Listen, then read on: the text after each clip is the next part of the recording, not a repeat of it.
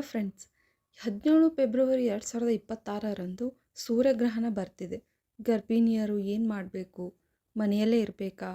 ಊಟ ಮಾಡಬಾರ್ದಾ? ಮಗುವಿಗೆ ಏನಾದರೂ ಹಾನಿ ಆಗುತ್ತಾ?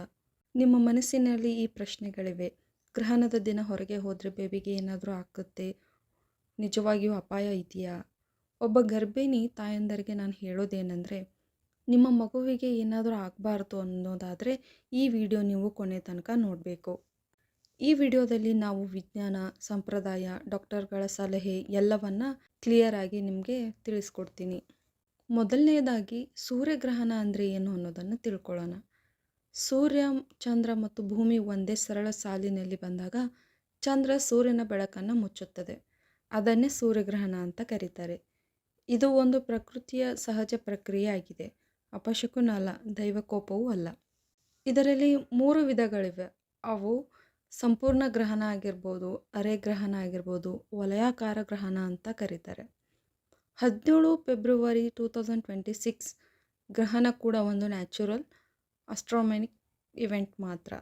ಈಗ ಗರ್ಭಿಣಿಯರಿಗೆ ನಿಜವಾದ ಪರಿಣಾಮ ಇದೆಯಾ ಈ ಗ್ರಹಣದಿಂದ ಅನ್ನೋದನ್ನು ತಿಳ್ಕೊಳ್ಳೋಣ. ಮೊದಲು ದೊಡ್ಡ ಸತ್ಯ ಏನಂದರೆ, ಗ್ರಹಣದಿಂದ ರೇಡಿಯೇಷನ್ ಹೆಚ್ಚಾಗುವುದಿಲ್ಲ. ಬೇಬಿ ಮೇಲೆ ಡೈರೆಕ್ಟ್ ಎಫೆಕ್ಟ್ ಇಲ್ಲ. ಗರ್ಭಾಶಯದ ಒಳಗೆ ಬೇಬಿ ಫುಲ್ಲಾಗಿ ಪ್ರೊಟೆಕ್ಟಲ್ಲಿ ಇರುತ್ತೆ. ವೈಜ್ಞಾನಿಕವಾಗಿ ಸೂರ್ಯಗ್ರಹಣದಿಂದ ಗರ್ಭದಲ್ಲಿರುವ ಮಗುವಿಗೆ ನೇರ ಪರಿಣಾಮ ಇರುವುದಿಲ್ಲ. ಆದಾಗ್ಯೂ ಭೂಮಿಯ ವಾತಾವರಣದಲ್ಲಿ ಯಾವುದೇ ಹಾನಿಕಾರಕ ಬದಲಾವಣೆ ಸಂಭವಿಸುವುದಿಲ್ಲ. ಗರ್ಭಾಶಯದ ಒಳಗಿರುವ ಮಗು ಅಮ್ನಿಯಾಟಿಕ್ ದ್ರವದಿಂದ ಸುರಕ್ಷಿತವಾಗಿರುತ್ತದೆ ಆ್ಯಂಡ್ ಅದು ಸಂರಕ್ಷಿಸುತ್ತದೆ. ಪ್ಲೆಸೆಂಟಾ ಮೂಲಕ ಆಮ್ಲಜನಕ ಮತ್ತು ಪೋಷಕಾಂಶಗಳು ಸರಿಯಾದ ರೀತಿಯಲ್ಲಿ ಸಿಗುತ್ತೆ. ಆದ್ದರಿಂದ ಮಗು ಸುರಕ್ಷಿತವಾಗಿ ಇರುತ್ತದೆ. ಆದರೆ ಗಮನಿಸಬೇಕಾದ ವಿಷಯಗಳು ಅಂದರೆ, ಭಯ ಮತ್ತು ಆತಂಕ ಮಾತ್ರ ಗರ್ಭಿಣಿಯರ ಆರೋಗ್ಯದ ಮೇಲೆ ಪರಿಣಾಮ ಬೀರುತ್ತದೆ. ತಾಯಂದಿರು ಒತ್ತಡದಲ್ಲಿದ್ದರೆ ಸ್ಟ್ರೆಸ್ ಹಾರ್ಮೋನ್ ಪ್ರಮಾಣ ಹೆಚ್ಚಾಗುತ್ತದೆ. ಇದು ಮಗುವಿನ ಮೇಲೆ ಪರಿಣಾಮ ಬೀರುತ್ತದೆ. ಆದ್ದರಿಂದ ಮೊದಲಿಗೆ ಭಯವನ್ನು ಬಿಡಿ.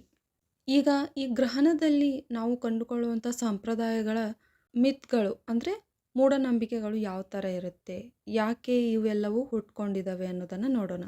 ಹಳೆಯ ಕಾಲದಲ್ಲಿ ಜನರು ಹೇಳ್ತಿದ್ರು, ಗ್ರಹಣ ಸಮಯದಲ್ಲಿ ಹೊರಗೆ ಹೋಗಬಾರ್ದು, ಕತ್ತರಿಸುವ ಕೆಲಸ ಮಾಡಬಾರ್ದು, ಹೊಲಿಗೆ ಮಾಡಬಾರ್ದು, ಊಟ ಮಾಡಬಾರ್ದು. ಇವುಗಳ ಹಿಂದೆ 2 ಕಾರಣಗಳಿವೆ.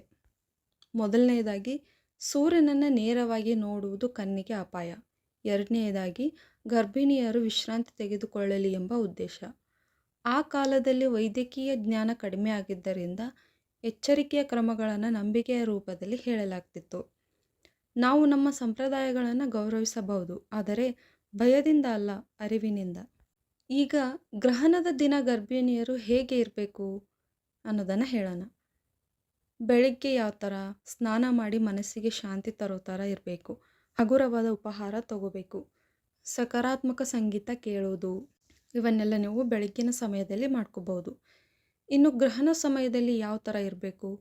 ಸೂರ್ಯನನ್ನು ನೇರವಾಗಿ ನೋಡಬೇಡಿ. ಅವಶ್ಯಕವಾಗಿದ್ದರೆ ಮಾತ್ರ ಎಕ್ಲಿಪ್ಸ್ ಗ್ಲಾಸಸ್ ಬಳಸಿ. ಶಾಂತವಾಗಿರಲು ಪ್ರಯತ್ನಿಸಿ. ಧ್ಯಾನ ಅಥವಾ ದೇವರ ನಾಮ ಸ್ಮರಣೆ ಮಾಡೋದು ಇಂಪಾರ್ಟೆಂಟ್. ಉಪಹಾರ ಯಾವ ಥರ ಇರಬೇಕು? ಈ ಟೈಮಲ್ಲಿ ತಾಜಾ ಆಹಾರ ಸೇವಿಸ್ಬೋದು. ಉಪವಾಸ ಕಡ್ಡಾಯವಂತಲ್ಲ.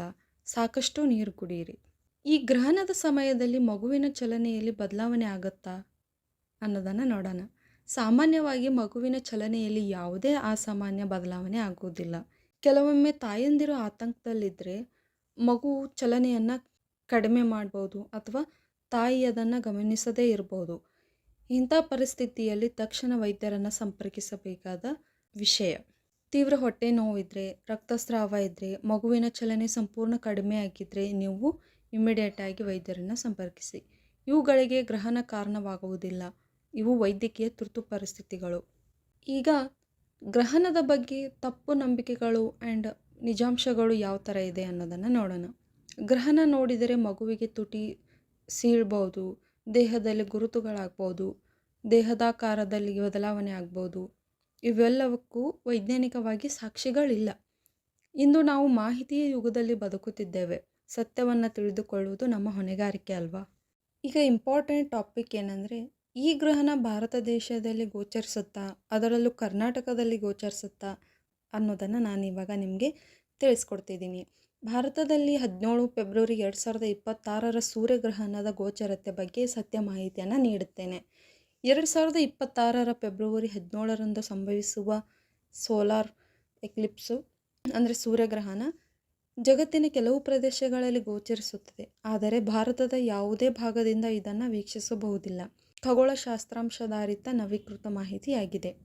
ಇಲ್ಲಿ ಮುಖ್ಯ ಅಂಶಗಳು ಏನಂದರೆ, ಈ ಗ್ರಹಣವು ಎನ್ವಲರ್ ಸೋಲಾರ್ ಎಕ್ಲಿಪ್ಸ್ ಆಗಿದ್ದು ಚಂದ್ರವು ಸೂರ್ಯನ ಕೇಂದ್ರವನ್ನು ಮುಚ್ಚುತ್ತದೆ, ಆದರೆ ಸೂರ್ಯನ ಮಡಿಕೆ ರಿಮ್ ಅನ್ನು ತೋರಿಸುವ ರಿಂಗ್ ಆಫ್ ಫೈರ್ ಪರಿಣಾಮವನ್ನು ಉಂಟು ಮಾಡುತ್ತದೆ. ಆದರೆ ಭಾರತದ ಆಕಾಶದಲ್ಲಿ ಇದು ಗೋಚರಿಸುವುದಿಲ್ಲ. ಇದು ದಕ್ಷಿಣಾರ್ಧ ಗೋಚರ ಪ್ರದೇಶದಲ್ಲಿ ಮಾತ್ರ ಕಂಡುಬರುವ ಗ್ರಹಣವಾಗಿದೆ.